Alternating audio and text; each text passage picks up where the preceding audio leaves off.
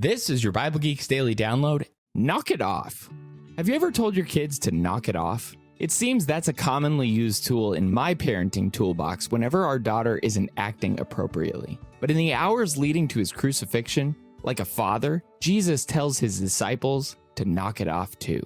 First, we see his interaction with two swords. In Luke chapter 22, verses 36 through 38, he said to them, "But now let the one who has a money bag take it, and likewise a knapsack, and let the one who has no sword sell his cloak and buy one." And they said, "Look, Lord, here are two swords." And he said to them, "It is enough." He tells his disciples that it's time to pack their bags and arm themselves. But he's not preparing them for a physical battle. Like so many of his teachings, the disciples misunderstand. Looking around and presenting two swords to Jesus, he tells them essentially to knock it off. They've missed the point. While we have the benefit of hindsight to see what Jesus is really talking about, do we still misunderstand his message today? Jesus isn't leading a physical kingdom where we arm ourselves for hand-to-hand combat with the world. The nature of our battle, as Jesus says in John 18, verse 36, is spiritual. But then a disciple knocks off one ear.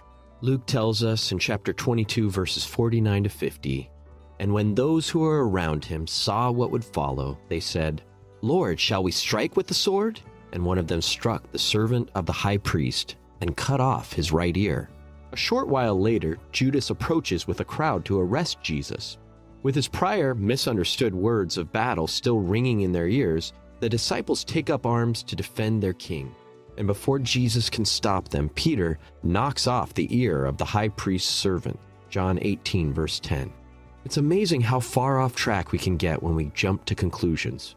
But Peter probably felt justified in physically defending Jesus, especially considering David's words about not harming the Lord's anointed, 1 Samuel 24:6.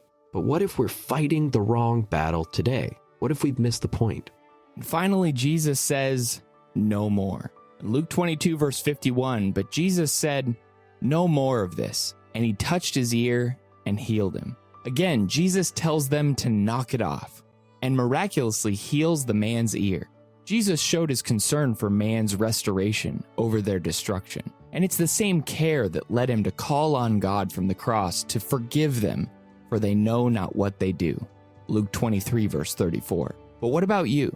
Are you more interested in tearing others down rather than building them up?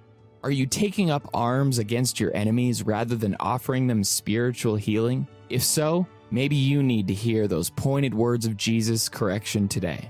Knock it off. Thanks for tuning in, and may the Lord bless you and keep you today. Shalom.